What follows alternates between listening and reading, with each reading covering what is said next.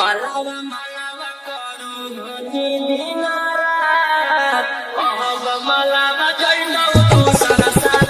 वह गीत बजौना गीत के आप लोग सुन ली कैसे बा बहादुर काहे ले तौला